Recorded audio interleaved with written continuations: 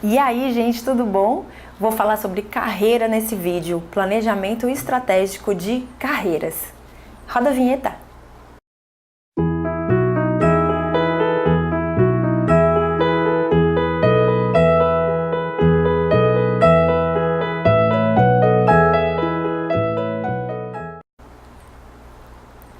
Quando eu falo de planejamento estratégico de carreira, eu gosto de começar com essa frase de Albert Einstein que diz: o sucesso é 90% transpiração e 10% inspiração.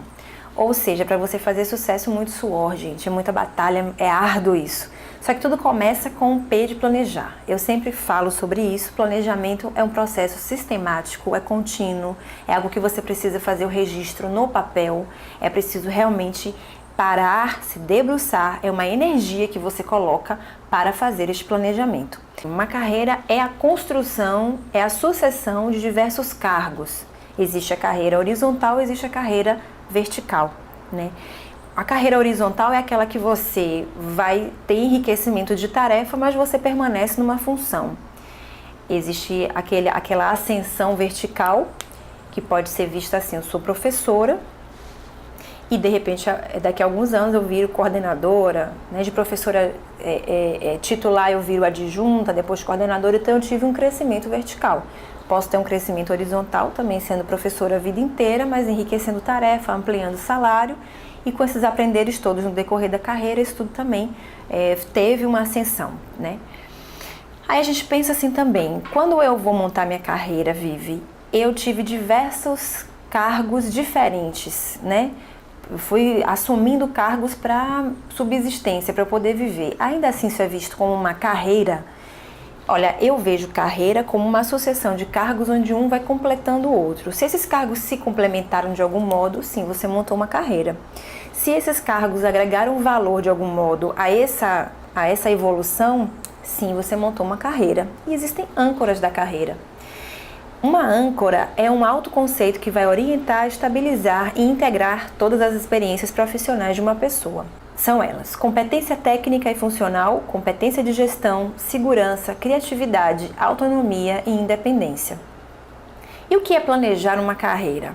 Toda vez que você falar em planejamento de carreira, eu vou ter que trazer para vocês o que primeiro nós precisamos olhar. Claro que eu preciso olhar para mim, eu preciso olhar para a minha formação, mas eu preciso também entender o que o mercado espera de mim. Que tipo de trabalhador a empresa quer? A empresa normalmente quer um parceiro para o negócio, quer alguém que venha agregar valor ao produto, pessoas que aprendam novos conhecimentos constantemente, não tenham medo de aprender, queiram sempre estar, constantemente aprendendo. Pessoas motivadas, a teoria fala automotivadas, mas isso é uma redundância, porque motivação é força intrínseca, então já está aí subentendido que ela é motivada. Que saibam trabalhar em equipe, o que é super raro. Normalmente as pessoas trabalham junto, mas não em equipe. As empresas querem pessoas inovadoras, empreendedoras, que se identifiquem com os valores da empresa. Ou seja, a empresa quer alguém que gere resultado. A empresa quer alguém que já tenha as competências desenvolvidas e que possam agregar valor ao negócio. Aí, se você falar de competência, eu vou precisar trazer um quadro que eu adoro, que é uma síntese, que fala o seguinte: competência é a soma de conhecimento, habilidade, atitude, valores e entorno. O que é o conhecimento? O verbo do conhecimento é conhecer. É fácil conhecer alguma coisa? Eu conheço sobre algo? Vamos lá. Primeira coisa, eu vou desenhar para você a escada do conhecimento. Tudo começa com os dados. Dados são todas as informações não processadas disponíveis no meio que a gente pode acessar pelos diversos possibilidades que a gente tem. Tato, visão, olfato, inclusive intuição, a gente pode ter acesso a dados. Uma revista, por exemplo, que você abra, ela está repleta de dados. Quando você apreende algum daqueles dados, quando aquele dado faz sentido para você, quando você atribui algum grau de significado, você transformou o dado em informação. Quando é que eu transformo informação em conhecimento? Quando eu aplico. Conhecimento é a aplicabilidade da teoria que eu já li. Então é quando eu consigo dizer que eu consigo expressar com ações aquilo que eu aprendi na teoria. E quando é que eu transformo o conhecimento em saber? O conhecimento se transforma em saber quando você tem qualidade, experiência de práticas. Então você praticou bastante, você tem vivência naquilo e você pode dizer, eu sei sobre algo. Beleza, então voltando ao nosso quadro de competência, conhecimento, que é um primeiro grande recurso, é fácil de atingir? Não, é bem árduo, né? Para você subir aquela escadinha ali da construção do conhecimento é uma coisa bem árdua. É uma coisa que você vai se desafiar bastante. Existem maneiras formais e informais de construção do conhecimento. Mas em todos os momentos que você tiver na sua vida, esteja aberto para conhecimento. Então você precisa ler, você precisa conversar. Uma viagem para se divertir, você aprende muita coisa também. E tente sempre pôr em prática, com coragem, pé no chão e equilíbrio e muita responsabilidade. Porque lembre-se que tem aí a sua marca que você vai colocar, né? Então é preciso que faça coisas com responsabilidade. Não vai fazer qualquer coisa só para poder experimentar. Mas você sabe quando é que você pode fazer experimentos? Dentro da sala de aula, quando você está na faculdade, quando você está na escola, porque é na sala que você vai experienciar, é na sala que você vai experimentar, né? No dia a dia, da dinâmica do trabalho, já é esperado que você já tenha tido essas experiências e que possa aplicar aqui com mais segurança, como um profissional. Habilidade significa saber fazer, que é super diferente da atitude, que significa fazer. Entre ser hábil e ter a atitude de fazer, existe um gap enorme que se chama querer fazer. O querer fazer tem total relação com a minha motivação para este querer. Fala a verdade, existem pessoas que sabem fazer muita coisa, mas não faz. Por quê? Preguiça, cansaço, não está afim, porque quer sabotar, sacanear, enfim, não está afim de fazer. Então o que é o afim de fazer? Motivação. Existe então esse gap entre o querer fazer e o fazer. Quando você se encontra nisso aí, você faz e faz direito, faz bem feito, né? Voltando para o nosso quadro, tem aí o valores. Valor não tem verbo, né? É o conhecer, saber fazer, o fazer, mas o valor é conduta. São características, é a expressão daquilo que você entende que aprendeu e executa no seu dia a dia. Então os valores são princípios norteadores da sua conduta no dia a dia, do seu viver. Você não precisa dizer quantos valores você possui, você precisa demonstrar esses valores na sua conduta. Então muitas vezes você vê muita hipocrisia, né? As pessoas aí recheadas de muita palavra, muita coisa. Na hora do dia a dia do vamos ver, você vê aí as máscaras caindo, porque o valor é isso. O valor é aquilo que você traz enraizado na sua conduta. Aí você demonstra no dia a dia, não precisa ficar dizendo que tem, né? Voltando para o quadro, entorno. O que significa entorno talvez seja a palavra aí mais um pouquinho diferente de todas as outras, né? Entorno significa o todo que eu faço parte, ou seja, o meio que eu faço parte. Porque até então a teoria da competência dava valor somente aos atributos internos da pessoa, conhecimento dela, habilidade, atitude e valor, como se fosse garantia de realizar coisas. E esqueceu que a gente está no meio com outras pessoas e outras coisas. Então a gente precisa saber usar mão dos recursos disponíveis com racionalidade e aí chegar aos resultados que nos são, enfim, desafiados. Porque competência é isso, é transformar todos os recursos que nós temos em resultado. Em síntese, é a nossa capacidade de trazer experiências positivas, atingir objetivos e trazer resultado. Para montar isso tudo, eu preciso me apoiar em 4 pilares. Eu vou fazer um vídeo exclusivo sobre os 4 pilares. Esses 4 aí, aprender a conhecer, aprender a fazer, aprender a viver junto e aprender a ser. Quando você tem esses aprenderes muito bem equilibrados, edificados, você sustenta o resto que eu vou falar agora. Para você construir habilidades, é preciso entender que existem habilidades técnicas, comportamentais e conceituais. E o que significa cada uma delas? A habilidade técnica é a habilidade mais simples. Você normalmente aprende essa habilidade aprende fazendo, né? Aprende na escola, você aprende na faculdade, você aprende olhando, você aprende no estágio. Então você aprende as habilidades técnicas, as mais operativas, né? De fazer, né? As habilidades comportamentais você raramente aprende na teoria, você aprende numa prática, no aprender a conviver com a diferença, aprender a conviver com o outro, e aí vai subindo um pouquinho mais para alcançar as habilidades conceituais. Essas habilidades conceituais têm mais a ver com o desenvolver, o criar, o inovar. Junto dessas habilidades tem os níveis de competência. Quando você atinge, realiza, aprende as habilidades técnicas, você chegou no nível de competência operacional. Você aprende habilidades comportamentais, chegou no nível de competência tático. Aprende habilidades conceituais, chegou no nível de competência estratégico. E para chegar nesses níveis, o que é preciso aprender, Vivi? Pois bem, no operacional eu preciso aprender a fazer e a resolver problemas. Isso normalmente você aprende nos cursos, né? Você vai, normalmente uma faculdade, por exemplo, vai te ensinar essas coisas mais operativas. Mas é na vida que você aprende a chegar nesse nível mais tático, né? De aprender a se relacionar, a conviver, a viver junto. E por fim, aprender a pensar, a criar e inovar. Quando você já sabe fazer o feijão com arroz, você aprender a fazer uma coisa mais criativa. Percebe as etapas? Então não dá para você chegar lá na frente sem aprender o feijão com arroz. Então é importante que as coisas sejam processuais. E eu acredito em aprendizado processual. Por fim, eu vou trazer uma dinâmica para vocês agora que eu costumo chamar de Você SA. Vamos imaginar que você é uma empresa e eu preciso que você crie agora uma missão para essa empresa, uma visão, objetivos, metas, crie valores, informe quem são seus stakeholders, construa sua matriz SWOT e vamos fazer um plano de ação que eu vou ensinar como através da ferramenta chamada 5W2H e por fim vou ensinar vocês, vou falar sobre a importância de rodar o PDCA. E você fala assim, nossa, não entendi foi nada que ela disse agora, mas eu vou te falar primeiro da importância dessa ferramenta.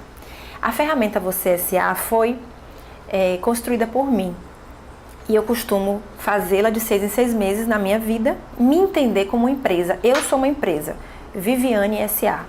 Massa. Qual é a minha missão? O que eu quero oferecer para a sociedade, para as pessoas? Estou com dúvida de fazer missão, então vai lá no Google e procura assim uma empresa que você queira, missão, Nestlé, missão, Globo, missão, enfim, bota missão e o nome da empresa que você vai ver diferentes exemplos de missão. Então, normalmente é a identidade da empresa, o que ela quer oferecer para o meio, ela quer ser reconhecida como aquela que oferece aquilo ali. Então, normalmente isso não está publicado em marketing, ela não faz muito marketing com a missão dela. A missão é como se fosse a identidade, então está impregnada em tudo que ela faz. A visão é onde você quer chegar, normalmente é um horizonte de 2 anos. Onde você quer estar daqui a 2 anos? Pronto. Para que você atinja essa visão, que objetivos você precisa estabelecer e que metas você precisa conquistar? Então, vamos imaginar a minha metáfora do guarda-chuva. O guarda-chuva é a minha visão. Essas partes metálicas aqui do guarda-chuva são os objetivos e os trechinhos que montam os objetivos são as metas. Isso me ajuda a definir a diferença de um e de outro. Valores, como eu já falei antes, são as condutas que norteiam o nosso comportamento. Quais são os valores da sua empresa, Você SA? Que é aquilo que você não deixa como importante e de suma importância para a sua empresa, que norteia a sua conduta enquanto empresa. Diga aí para mim, pelo menos 5 valores, escreva aí no papel. O próximo são os stakeholders. Se você colocar no Google o que significa stakeholders, ele vai entender, ele vai te dizer que são partícipes do processo. Então, normalmente são 7 stakeholders que são partícipes do processo que aquela empresa está envolvida. Então, o governo é um partícipe, cliente final é um partícipe, fornecedor é um, entende? Então, stakeholders são todos aqueles envolvidos. E por fim, chegando no fim, você vai montar sua matriz SWOT. A matriz SWOT é chamada matriz PFOA, matriz FOFA. Ela é de suma importância para reconhecer pontos positivos e negativos que você tem enquanto negócio. Pontos fortes, estabeleça pelo menos 5 de cada, né? Quais são os seus 5 pontos positivos, suas 5 fortalezas, 5 pontos que você acha importantes sobre você, que fazem diferença, são o seu diferencial. 5 pontos negativos ou 5 pontos de melhoria, 5 pontos que você precisa dar atenção para melhorar, né? 5 oportunidades e 5 ameaças. Oportunidades e ameaças é análise externa. Pontos fortes e fracos é análise interna. Então, olhando para fora do mercado, o que ele tem de oportunidade para mim, que tenho esses pontos fortes aqui? E olhando as ameaças, o que o mercado tem de ameaça por exatamente eu ter esses pontos fracos aqui? Então, faça aí essa reflexão. Próximo passo, depois de conhecer isso tudo, você vai montar o seu plano de ação utilizando uma ferramenta que eu particularmente uso bastante, que é a 5W2H. Ela começa com 5 perguntas com W e 2 perguntas com H. What, que significa o que vai ser feito então para que você realize aquilo que você precisa. Who, quem fará isso com você ou por você. When, quando isso será feito, né? Where, onde isso será feito. Why, por quê? Por que realmente isso é importante de ser feito? How, como, qual é a metodologia que eu vou utilizar, que meios eu vou utilizar? E how much, quanto vai custar isso para mim? Monta aí essa tabelinha que você vai ver que raciocínio objetivo e como isso vai te ajudar demais a realizar muita coisa. E por fim, faz rodar o PDCA, eu até já expliquei isso em outro vídeo, né? Mas eu vou falar assim rapidinho agora. Você planejou, agora você vai fazer, que é o do, né? Vou fazer, check, que é a checagem, a verificação, e o act, que é o agir, ação corretiva. Não deu certo algum ponto, o que eu preciso fazer para rodar todo o sistema de novo, replanejar, corrigindo aquele item que não deu certo. Gente, isso vai fazer você dar uma alavancada na sua carreira, porque você vai reconhecer aonde você quer chegar, onde você está hoje e quais são os pontos fortes e fracos que você precisa aí melhorar, fazer aparecer para que a sua carreira seja de sucesso. Toda carreira passa por desenvolvimento, por etapas. A primeira é a exploração, onde você tem objetivos, aspirações, você está conhecendo o mercado. A segunda etapa é a preparação, a questão da formação, da qualificação. Você decidiu mais ou menos que carreira você quer seguir, está na hora agora de se preparar, de se formar, de se qualificar. Terceira é a entrada. Beleza, estou formado, agora estou entrando no mercado de trabalho. E aí você sente muito desafio, porque é muito difícil entrar, né? Quarto, estabelecimento. Quinto, avanço, sempre se atualizar. E o sexto, estabilização. Então toda a carreira passa por essas etapas. Para encerrar, eu vou trazer para vocês dicas valiosas. Primeira dica, conheça suas limitações. É muito importante conhecer aqueles pontos fracos. A gente normalmente dá muita ênfase aos fortes e joga para baixo do tapete essa reflexão dos pontos fracos, como se isso não fosse importante de corrigir, minimizar ou até extinguir. Segunda dica, defina uma meta. É muito importante que você tenha metas. Metas normalmente têm prazos, normalmente são degrauzinhos que você vai seguindo aos poucos e cada vez que você sobe um degrau, você se sente mais fortalecido, porque você sente que você está realizando. Terceira dica, não desvie o foco. É muito natural que no processo de uma caminhada, muitos desafios acontecem e você normalmente dispara a sua energia aí para muita coisa e desfoca. Seja pelos desafios, seja pela falta de grana, seja por N motivos. Não deixe que essas energias desfoquem você. Quarta dica, planeje as ações. Vocês sabem que eu sou a rainha do planejamento, né? Adoro escrever, checklist, adoro planejar. Nas minhas aulas eu falo muito da importância do planejar, porque é isso aí que é o start de todo um processo. Quinta dica, avalie constantemente. É o PDCA, também sou a rainha do PDCA. É muito importante a avaliação crítica, gente. Você planejou, agora os meus alunos falam muito isso. Eu planejo, porque aqui fala né, em Salvador. A gente planeja, mas a vida é muito, as variáveis são incontroláveis. Então, às vezes você planeja e sai tudo diferente do seu planejamento. Então, para que planejar? Eu digo, pelo amor de Deus, não pergunta para que planejar. Planejar é de suma importância. Exatamente para isso. Para você se sentir seguro, pensar em várias estratégias, plano A, B, C, Z, meu amor. Porque a vida vem com os desafios e as demandas, você tem que estar preparado para um todo. Então, o planejamento não vai te dar só uma possibilidade, são diversas as possibilidades, entende? Então, isso é muito importante que você foque. Próxima dica, busque informações das mais variadas fontes, informação de fonte segura, isso é muito importante. A próxima, envolva outras pessoas em seus projetos. É muito importante ter parcerias e fazer network. Não despreze intuição e ousadia, isso é característico da mulher, mas os homens também não devem inobservar a intuição. Ouvir aquela vozinha que está ali, segue por aqui, faça isso, ouça a sua intuição, às vezes ela dá respostas incríveis. A última dica que eu vou falar agora é a importância da educação continuada, nunca pare de estudar. Eu fico por aqui, espero que você tenha gostado e se gostou, inscreva-se em nosso canal para que a gente possa fazer uma família imensa e gerando muito conhecimento e compartilhando muito conhecimento também, tá bom? Um grande beijo, até a próxima, muito obrigada!